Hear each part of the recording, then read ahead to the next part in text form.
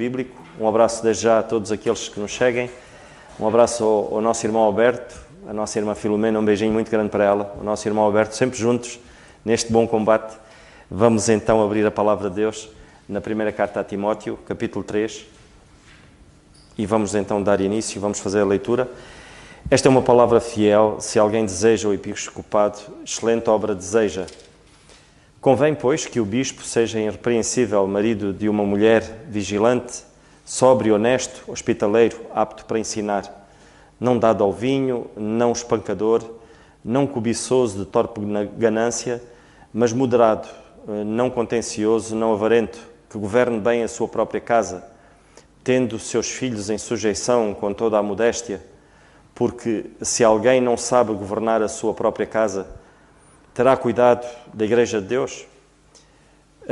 Não neófito, para que não, ensobrecendo-se, não caia na condenação do diabo.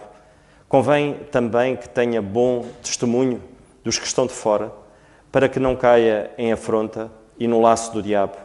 Da mesma sorte, os diáconos sejam homens não de língua dobre, não dados a muito vinho, não cobiçosos de torpe ganância, guardando o mistério da fé numa consciência pura, e também estes sejam primeiro provados, depois sirvam, se forem irrepreensíveis. Da mesma sorte, as mulheres sejam honestas, não maldizentes, sóbrias e fiéis em tudo.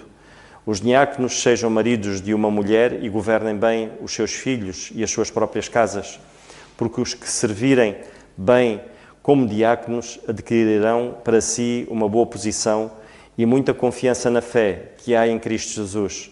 Escrevo-te estas coisas esperando ir ver-te bem depressa, mas se tardar, para que saibas como convém andar na casa de Deus, que é a igreja do Deus vivo, a coluna e firmeza da verdade, e sem dúvida alguma, grande é o mistério da piedade. Aquele que se manifestou em carne foi justificado em espírito, visto dos anjos, pregado aos gentios, querido no mundo e recebido acima na glória. E foi a leitura da palavra de Deus, irmãos. Podemos nos sentar. Vamos ouvir então o nosso irmão Alberto e depois um irmão que queira partilhar connosco o pensamento em relação ao estudo. Esteja à vontade. Graças a Deus por sua palavra. Louvo ao Senhor por esta reunião de oração e estudo das Escrituras. Primeira epístola de Paulo a Timóteo, capítulo 3, verso 3. Não dado ao vinho, não espancador, não cobiçoso de torpe ganância, mas moderado, não contencioso, não avarento. São as características do supervisor, do bispo, do presbítero, do ancião que estamos estudando. Você já ouviu a frase que todos nós temos deveres e direitos? Você sabe quais são os seus? E os da igreja? E os dos irmãos também? Vamos tratar deste assunto de uma maneira mais sucinta. Quando nós olhamos o Novo Testamento, nós vamos encontrar várias imagens e figuras sobre a igreja, o corpo de Cristo. Ela é apresentada de diversas maneiras, como uma ilustração da importância e da eficiência, como ela deve funcionar. Nós vemos como o corpo de Cristo, como um edifício. Nós também podemos encontrá-la como uma lavoura, a lavoura de Deus. Nós também vamos ver como o templo de Deus, e especificamente como o rebanho do Senhor. Em João capítulo 21, lá no verso 16, o Senhor Jesus encontrou com o apóstolo Pedro e lhe deu uma seguinte ordem: apacenta as minhas ovelhas. Apacentar as minhas ovelhas ficou na vida de Pedro de tal maneira que a visão de cuidar do rebanho de Deus, fragilizado, assustado, aquele rebanho acuado, precisava de ser conservado, cuidado, instruído. E na sua primeira carta, Pedro, ele escreve no capítulo 5, no verso 2 e 3, sobre esta imagem, que deve ter ficado gravado na sua mente, a urgência de cuidar do rebanho de Deus. E ele, como um presbítero, como assim o denominou o apóstolo Pedro, ele coloca que no verso 2 de 1 Pedro 5, apacentar o rebanho de Deus. Homens com envergadura moral, homens de caráter, de personalidade firme, deveriam cuidar, deveriam ser o modelo para aquele rebanho. Ele continua na sua argumentação, Pedro, no mesmo verso, tendo cuidado dele. O presbítero, o ancião, tem que ter o cuidado não apenas de se apresentar no púlpito e trazer um discurso, uma palestra, uma pregação, mas ele precisa acompanhar, guiar, aconselhar. Ele precisa instruir. Ele tem que estar do lado, conviver com o rebanho. Isto é, ter cuidado com o rebanho, perceber os perigos, estar atento às modas que tentam se infiltrar e fazer a mente, o pensamento de cada irmão, destruindo assim a unidade do corpo. A outra característica do presbítero é que ele tem que ser um trabalho voluntarioso. Ter voluntariedade não é por força, não é por obrigação, mas é por amor. Quem assume, quem almeja, como diz o capítulo 3 de 1 Timóteo, ele almeja porque ele ama, porque ele cuida, porque ele sabe que o Senhor se preocupa muito com a sua própria igreja. Ele não pode ser de torpe ganância, diz o verso da sequência de 1 Pedro capítulo 5. É verdade que em alguns momentos ele pode ter algum recurso dado pela igreja, alguma manutenção, algum dinheiro para alguma viagem, alguma despesa, conforme 1 Timóteo 5,18. Mas essa não deve ser a regra, essa não deve ser a preocupação e muito menos deve ser aquilo que ele procura. Mas sim, ele tem que se preocupar em alimentar o rebanho e não tosquear o rebanho.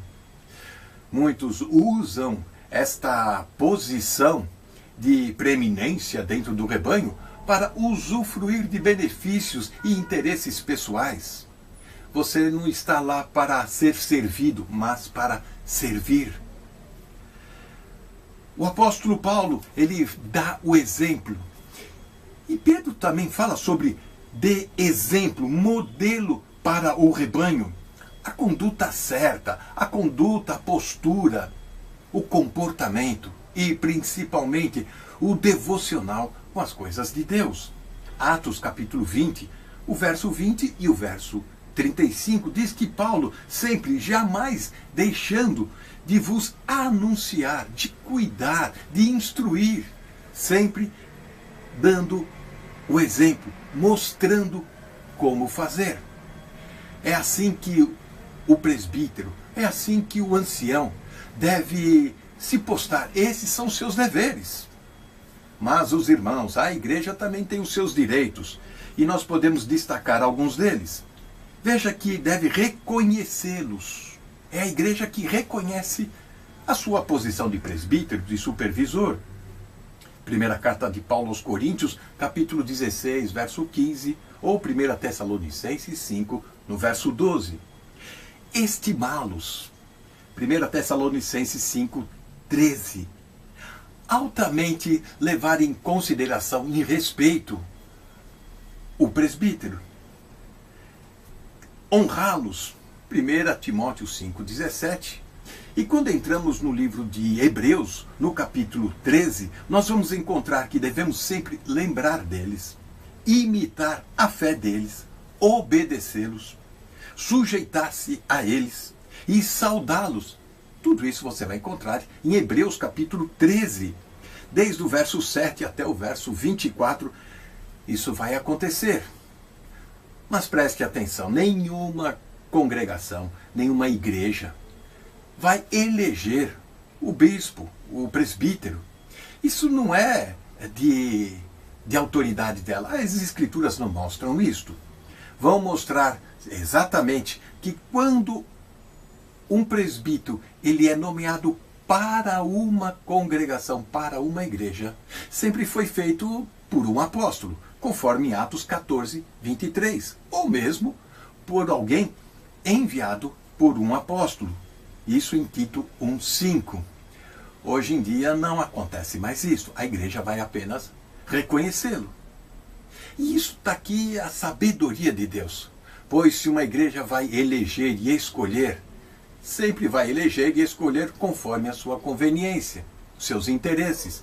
E assim vai poder controlar, manipular, agradar o seu presbítero. Mas o presbítero, o compromisso dele é com o Senhor e com a igreja comprada pelo sangue do Senhor Jesus. Portanto, ele tem a obrigação de, através das Escrituras, exortar, encorajar, animar, cuidar e alimentar da igreja corpo de Cristo, da igreja rebanho de Deus. Que o Senhor sempre nos dê esta capacidade de termos os nossos direitos e reconhecer os deveres também dos bispos e dos anciãos. Que o Senhor nos abençoe. Amém. Ora, irmãos, continuando o nosso estudo, e eu dou graças a Deus por aquilo que a gente ouviu agora do nosso irmão Alberto, muito claro e muito importante, e ele lançou ali alguns pormenores esclarecedores que são de grande relevância.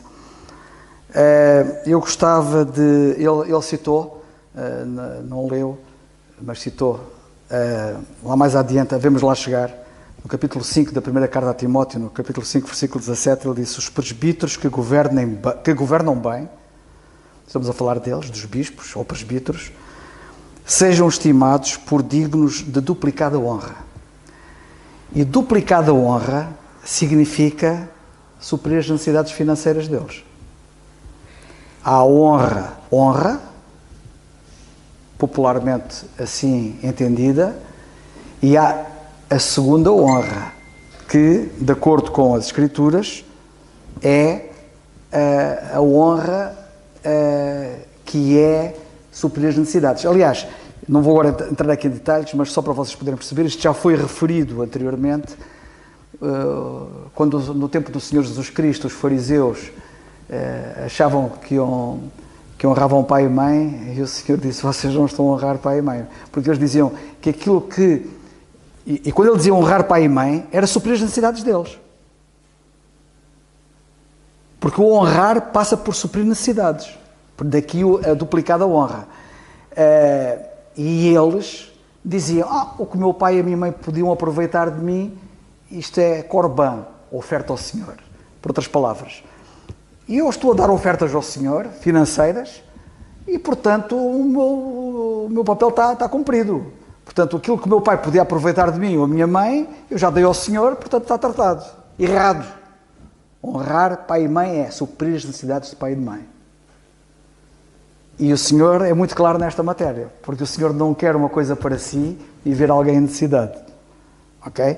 Pronto, eu agora não vou falar acerca disto, mas fiquem com esta coisa da ideia. Está em Mateus 15, se não estou em erro.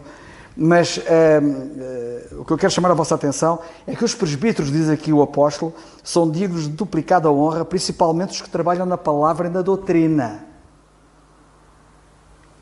Porque diz a Escritura: não ligarás a boca ao boi que debulha. Sabem que o boi, quando andava lá a debulhar, não é? A pisar o trigo, à roda, e ele, o boi, o dono nunca atava à boca do boi. Porquê? Para o boi que estava a fazer aquele trabalho poder também comer do trigo. Ele não estava impedido de comer do trigo que ele trabalhava. E então a ideia que o apóstolo está aqui a dar, e que o Senhor está aqui a dar, é que aqueles que trabalham na palavra e na doutrina, estão a trabalhar na palavra e na doutrina, não estão impedidos de poder beneficiar financeiramente ou materialmente para as suas necessidades. Digno é o obreiro do seu salário. E então aparece aqui esta frase: digno é o obreiro do seu salário. E ficamos por aqui. Ok, eu estou a referir isto porquê?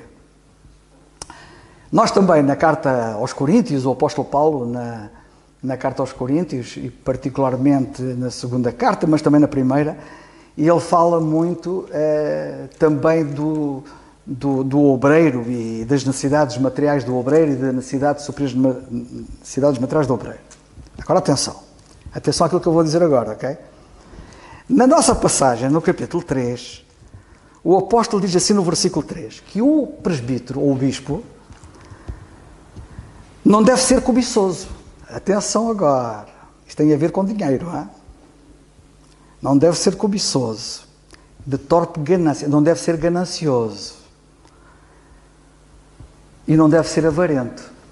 Epa. Tudo com dinheiro, tudo com dinheiro. Reparem bem, o bispo não deve ser nem ganancioso, nem avarento. Isto aqui, parece que há aqui um equilíbrio, estão a ver? Entre as duas coisas. Agora, eu quero chamar a vossa atenção para isto. Eu espero que vocês percebam aquilo que eu vou dizer. Eu não encontrei melhor maneira de dizer isto do que dizer da maneira que eu vou dizer. Eu até anotei aqui. Não encontrei melhor maneira de dizer isto. Eu não sei se vocês vão entender. Mas olhem, para aqueles que estão a seguir pela internet, fazem um pause, voltam atrás, ouvem outra vez, a ver se entendem. Então o que eu vou dizer é o seguinte. Nós temos aqui 2 detalhes importantes que devem caracterizar quem tem este privilégio de ser bispo e esta responsabilidade. E os detalhes são estes. Primeiro, não querer obter. E há alguns que andam aí a quererem, mas é a ver onde é que podem. O Alberto falou acerca disso. E estão a querer, eles estão aqui para servir e não para ser servidos. E querem obter, ok? Isto é ser cobiçoso, é ser ganancioso. E o outro aspecto é não querer reter. Uma coisa é não querer obter, ok? E outra coisa é não querer reter. Ou seja, ser avarento. E agora? Em que é que nós ficamos?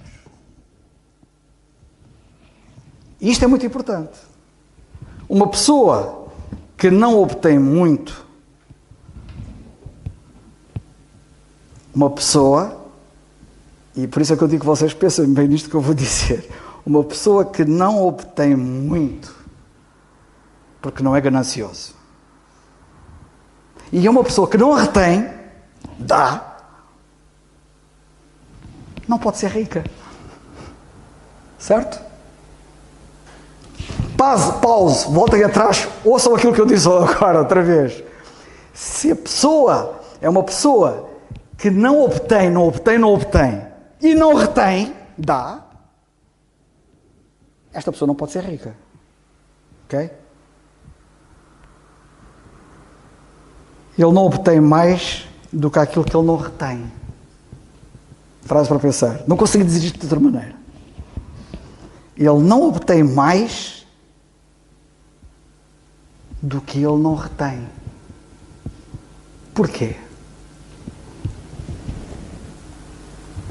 Porquê é que ele não obtém mais do que aquilo que ele não retém? Porque o verdadeiro presbítero de que Paulo fala, de que a Bíblia recomenda, que o Senhor quer, ele olhou para o apóstolo Paulo e aprendeu com ele. Porque Paulo mostrou, notem bem, Paulo mostrou como é que isto funciona. E eu depois lá mais à frente vou outra vez, por outra relação, vamos tocar aqui nesta passagem, que é Atos dos Apóstolos, capítulo 20, versículos 33 a 35. Mas eu vou ler Atos dos Apóstolos, capítulo 20, 33 a 35, e agora neste aspecto para vocês verem isto. Diz ele assim: de ninguém cobicei prata nem ouro, nem vestido. Reparem, não é cobiçoso, ganancioso. De ninguém cobicei a prata nem o ouro, nem o vestido. Vós mesmos sabeis. Reparem que ele está a falar, eu não sei se vocês sabem, mas estamos em Atos 20. Atos 20 quando ele mandou chamar os anciãos de Éfeso. Ele está a falar para os anciãos, para os bispos, para os presbíteros. Vós mesmos sabeis que para o que me era necessário a mim e aos que estão comigo, estas mãos me serviram. Eu não cobicei prata nem ouro de ninguém. Eu trabalhei para suprir as minhas necessidades e até para suprir as necessidades dos que estão comigo.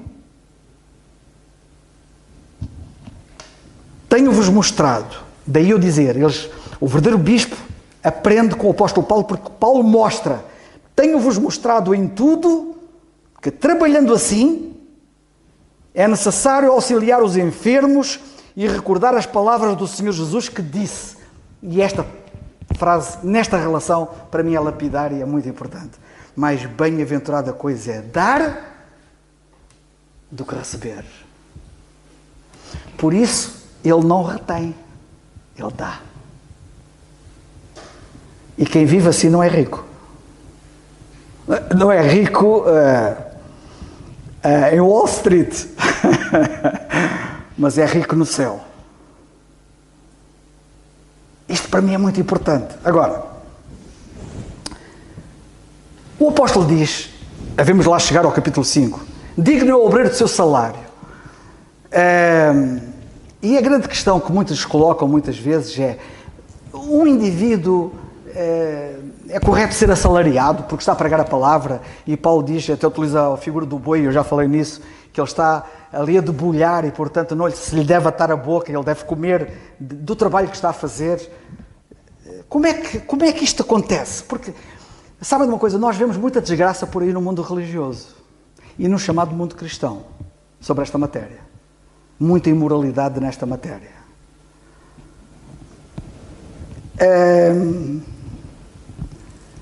Mas sabem que o apóstolo Paulo que ensinou isto, ele ensinou isto.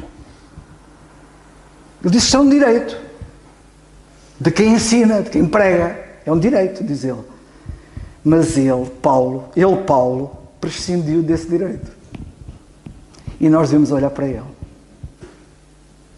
Prescindiu desse direito. Por duas razões. Primeira razão, para não ser pesado aos crentes. Paulo não queria ser pesado à igreja. Segunda razão, eu não sei qual delas é que é a primeira e qual é que é a segunda. Eu só estou a dizer primeira e segunda só por uma questão de que são as duas. Mas se calhar a outra ainda é a primeira. Era não ser um tropeço para os descrentes. Os descrentes estão a olhar. Ele anda lá porque está lá para ganhar o dele. E Paulo não queria dar essa hipótese de que alguém pudesse dizer uma coisa dessas. Ele não queria ser um tropeço para os descrentes. Já vamos ver as passagens que falam disso. E já agora deixar-me só dizer uma coisa muito importante. Eu vou dizer uma coisa que eu acho que aqui publicamente nunca disse. Não sei se alguma vez disse isto publicamente, mas vou dizer agora porque vem a propósito. E eu não sei se o irmão Peter Cerqueira, nosso amigo irmão Peter Cerqueira, se ele ouvir isto, e ele pode ser que eventualmente ele ouça, não sei se ele ouve, se não, mas se ele ouvir, ele também havia de estar curioso disto que eu vou dizer agora.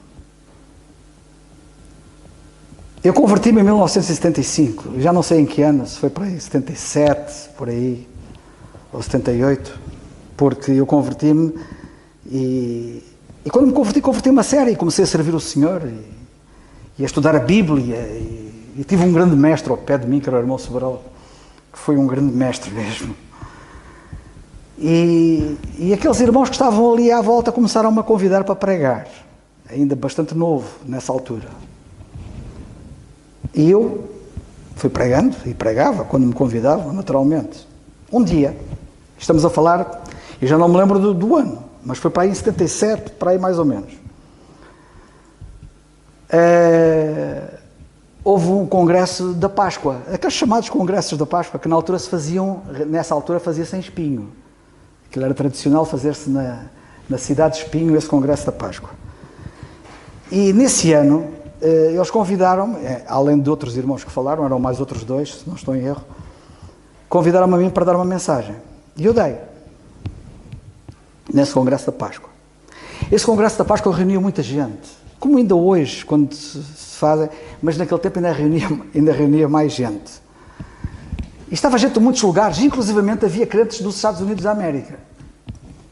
Por isso é que eu falei no Peter Cerqueira agora. E estavam lá uns crentes dos Estados Unidos da América, que eu não conhecia, para já era crente novo na fé também, não é? E no fim do congresso da Páscoa, num intervalo, já não sei se foi no fim, se foi no intervalo, eu sequer preguei de manhã, depois no intervalo, antes do almoço, vieram falar comigo, e eles vieram falar comigo, esses crentes dos Estados Unidos da América vieram falar comigo, e convidaram-me assim, diretamente, para eu ir para a América. Nós gostávamos muito que o irmão viesse para a América e nos ministrasse lá a palavra de Deus. E não se preocupe. Venha só. Por outras palavras, a gente está cá e não lhe vai faltar nada. Sabem que, apesar de eu ser novo na fé ainda, nessa altura, eu já estava bem industriado nas Escrituras. Graças ao irmão Sobral, que foi um grande mestre. Por isso é que eu fiz referência a ele. E claro, e graças ao Senhor, acima de tudo. Mas eu já estava bem industriado, de tal maneira que eu já estava com a minha mente bem esclarecida relativamente a esta matéria. E eu, naturalmente, que agradeci a simpatia daqueles irmãos e o gesto deles e pronto, e o convite que me fizeram, mas eu disse, os irmãos não me vão levar a mal, mas eu não aceito. E eu respondi mesmo assim, eu nunca disse isto publicamente aqui, para não, acho que nunca falei nisto. Eu não aceito.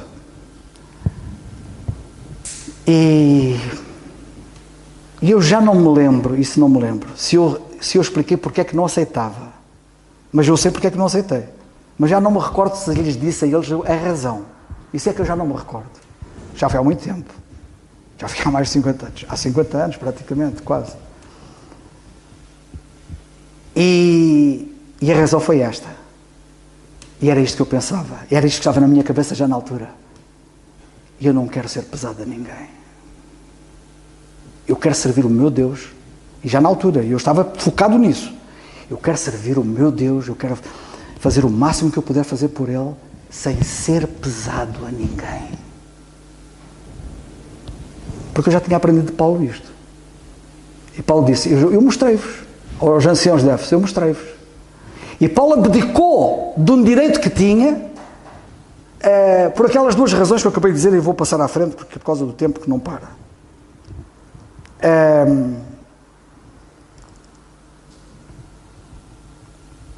Diz ele assim, e eu passo a citar o que ele diz na primeira carta aos Coríntios, capítulo 9, ele fala também no capítulo 9 da carta aos Coríntios sobre isto é curioso.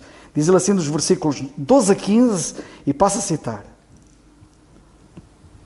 Se outros participam deste poder sobre vós, parte financeira, é disso que ele está a falar, por que não e mais justamente nós? Se há alguém que está a beneficiar financeiramente de vocês, pelo trabalho que fazem, mais justamente, era de justiça, era de alimentar a justiça, que mais justamente nós fôssemos beneficiários disso. E depois ele diz assim, mas nós não usamos deste direito. Antes suportamos tudo, para não pormos impedimento algum ao Evangelho de Cristo. Preocupação dele. Ele não queria que isto fosse um tropeço para os descrentes. Que isto fosse um impedimento para o avanço do Evangelho. Não sabeis vós que os que administram o que é sagrado comem do que é do templo? Isto é um direito. Isto é verdade. E que os que de contínuo estão junto ao altar participam do altar? É um direito. E o boi, não é? Que debulha, também come, não fica com a boca atada. Assim ordenou também o Senhor aos que anunciam o Evangelho que vivam do Evangelho. Mas eu de nenhuma destas coisas usei e não escrevi isto para que assim se faça comigo. Porque melhor me fora morrer do que alguém fazer vã esta minha glória. Epá, este Paulo, a sério, eu quando chegar ao céu vou-lhe dar não sei quantos abraços. Portanto, é para dizer o seguinte, isto há muita coisa para dizer, mas neste momento aquilo que eu quero dizer é o seguinte, estejamos atentos, sempre atentos à obra de Deus, aos servos de Deus, e sejamos suficientemente atentos e minimamente atentos para nunca permitirmos que a Igreja, corpo de Cristo, seja privada do ministério de um santo de Deus, porque ele não tem recursos para tal. Ok? Isto é um ponto 1.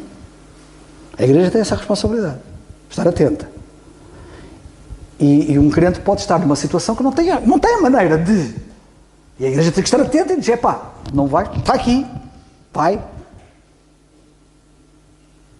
E o outro aspecto é, estes irmãos, por princípio, devem seguir o exemplo de Paulo. Mas isso, temos que ser equilibrados, ok? Não invalida que, se a igreja vir que há esta necessidade, de ajudar. Eu penso que o Senhor tem-nos ajudado aqui, de alguma forma, a ter algum equilíbrio nesta matéria, e eu espero que o Senhor nos continue a ajudar. Portanto, primeira razão, Paulo tinha este direito e abdicou dele por causa de não impedir o Evangelho de Cristo. Segunda razão, para não ser pesado aos crentes. E agora tomem atenção a isto. Na segunda carta aos Tessalonicenses, capítulo 3, 8 a 10, ele diz assim: nem de graça comemos o pão de homem algum. Olha a preocupação deste indivíduo. Pá. Nem de graça comemos o pão de homem algum. E eu ainda hoje fico a pensar, houve um crente, um homem de Deus, em São João da Madeira, foi ele que trouxe o Evangelho para a minha família, eu já falei dele, o nome dele era Irmão Manuel Gomes, das Fontainhas, da Igreja nas Fontainhas. Aquele homem nunca casou, era um homem muito bem parecido, batia na mãe, e teve uma conversão admirável que toda a gente em São João da Madeira, que foi um impacto tremendo. E nunca casou. E outra coisa, antes dele casar, esta soube há pouco tempo que eu não sabia, ele era um indivíduo terrível para as mulheres. Aquilo era um homem bem parecido, aquilo não lhe faltavam mulheres. Então, acho que até muitos maridos andavam atrapalhados porque ele entrava pelas... e até desarranjava casamentos. Mas quando ele se converteu, cuidado com este indivíduo. Tornou-se num santo literal aqui na Terra. Eu conheci pessoalmente. Foi ele que trouxe o Evangelho para a minha família. E este irmão Manuel Gomes, porque eu privei um bom bocado com ele, e como eu, alguns do meu tempo comigo, havia alturas, por exemplo, que nós ao sábado à tarde íamos para Espinho, para a reunião de jovens, em casa do irmão Sobral, e nós, até muitos de nós, quando íamos para lá, íamos à boleia. Depois, quando vínhamos, ouvir é que era mais complicado vir à boleia, então vínhamos de autocarro. Ou então de carro, porque alguém nos dava boleia.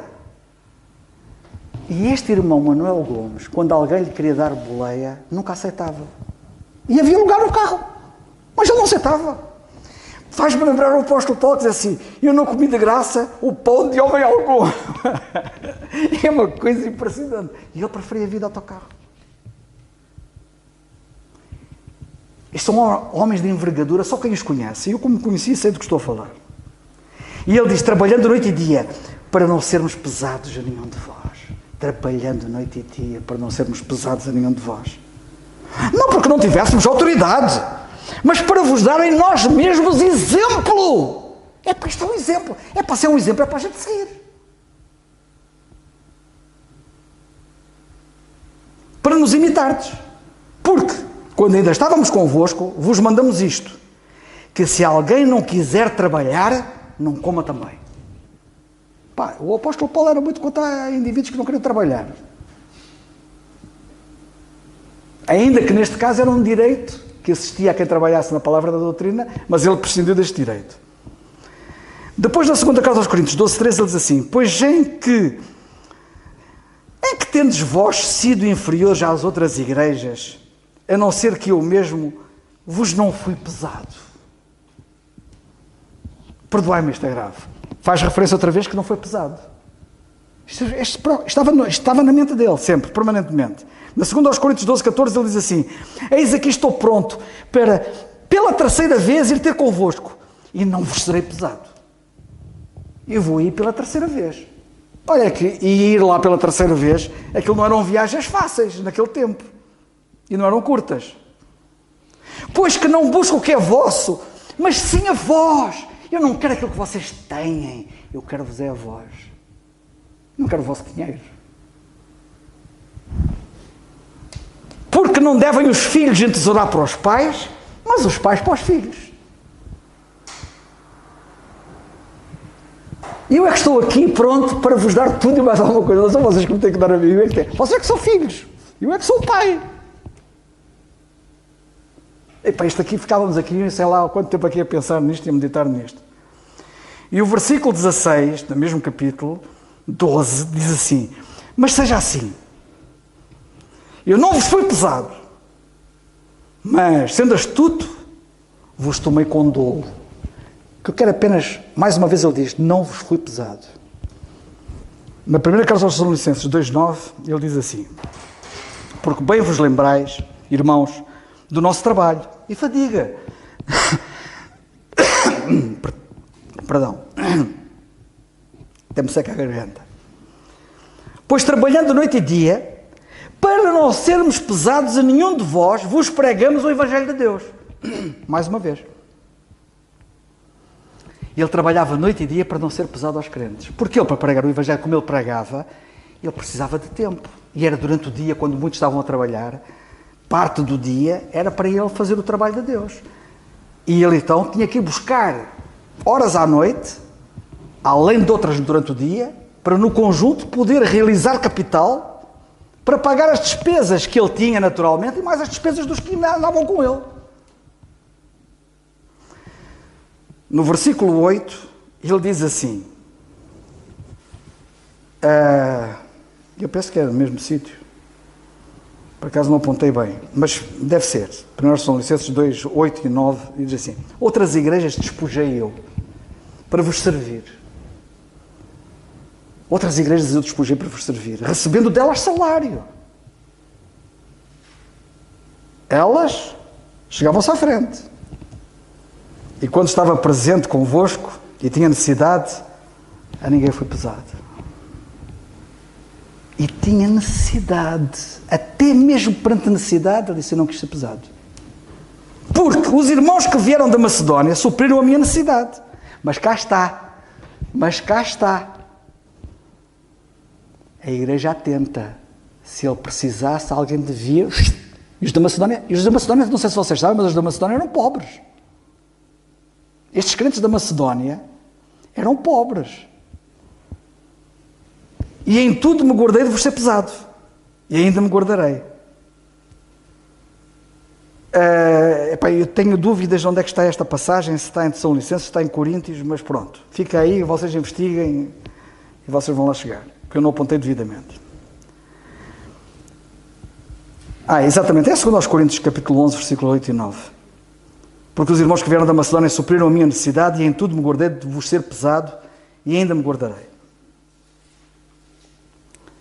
Este assunto é um assunto muito importante, irmãos, muito importante. Isto, quando toca a dinheiro, é muito importante. Nós, na questão do dinheiro, temos de ser muito rigorosos e sermos um exemplo. E por último, aquela passagem que eu comecei no princípio e disse de voltar lá outra vez a ela.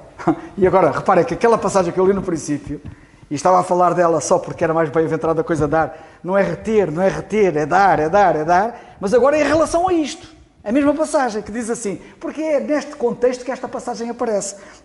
Atos dos Apóstolos 20, 33. Ele a falar aos anciãos de Éfeso, diz ele assim: de ninguém cobicei a prata nem o ouro, nem o vestido. Vós mesmos sabeis que para o que era necessário a mim e aos que estão comigo, estas mãos me serviram. Trabalhando, naturalmente. Tenho-vos mostrado em tudo que, trabalhando assim, é necessário auxiliar os enfermos e recordar as palavras do Senhor Jesus que disse: mais bem-aventurada coisa é dar do que receber. Era este o Espírito dele, que o Senhor nos ajude.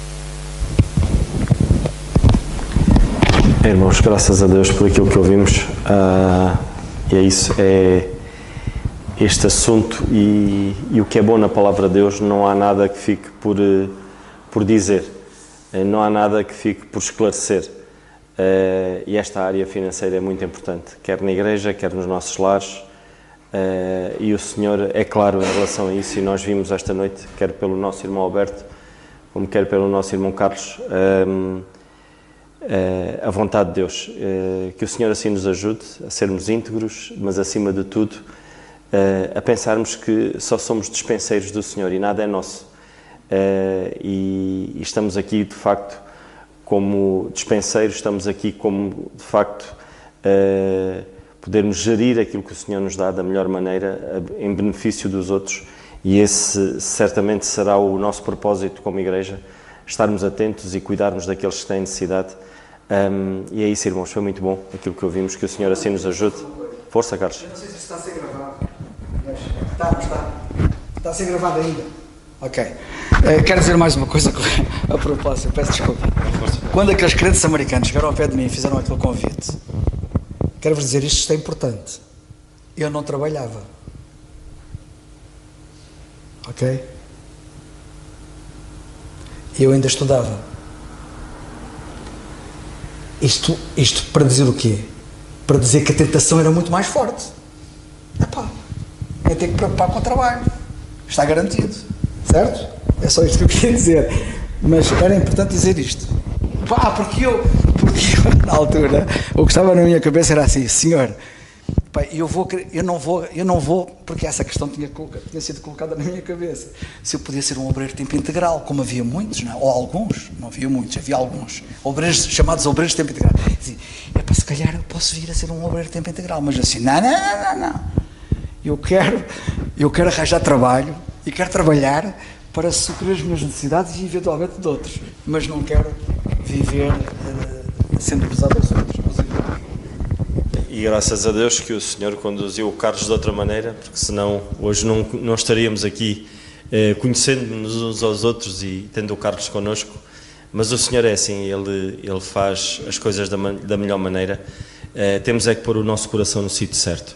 E certamente não é nos bens materiais ou dinheiro, ou seja, aquilo que for, mas pormos o nosso coração no Senhor e certamente, cuidando das coisas do nosso Senhor, o Senhor certamente cuidará das nossas, e esse é o nosso propósito como filhos dele. Que o Senhor assim nos ajude, irmãos, e hoje, esta noite, aprendemos mais um pouco acerca disso, que é tão importante. Vamos ficar de pé, irmãos, e terminar com a oração e dar graças ao nosso Deus mais uma vez pela palavra. Senhor nosso bendito e amado Pai, nós queremos te dar graças, Senhor, mais uma vez, porque tu és sempre bom, Senhor, e esta noite nos mostraste através da tua palavra mais uma vez como saber gerir uma área tão importante das nossas vidas, Senhor, quer da vida da igreja, Senhor, quer das nossas vidas pessoalmente, nos nossos lares, e é uma área que tem que estar muito clara, Senhor, a área financeira, Senhor, e tu nos dás grandes lições, Senhor, e nos dás as diretrizes certas para podermos agir da maneira correta. Te agradecemos por isso, Senhor, te agradecemos por cada filho teu aqui particularmente, Senhor, esta noite, e saímos daqui mais enriquecidos com aquilo que ouvimos, Pai. Queremos te dar graças, Senhor, pelo Dário e pelo Timóteo, por este Pai, Senhor, que traz o seu filho, Senhor, para ouvir a palavra, e certamente isso tem feito a diferença, Senhor, na vida do seu filho, e que o ajudes e que lhe des força, Senhor, e ânimo para não desistir. Obrigado por ele. Te agradecemos pela família, Senhor, e que tu cuides de cada família aqui presente, Senhor. Te ainda agradecendo mais uma vez pelo nosso irmão Zé de Carvalho e que o possas conduzir em bem este próximo fim de semana e que o ajudes, Senhor, e que lhe des força e ânimo e que através da tua boca, Senhor, da boca dele, Senhor, possam sair as tuas palavras, Senhor. E obrigado mais uma vez por aqueles irmãos, Pai, te pedindo que nos possas conduzir e guiar no santo nome do teu Filho, nosso Senhor Jesus Cristo. Amém. O culto está terminado, irmãos.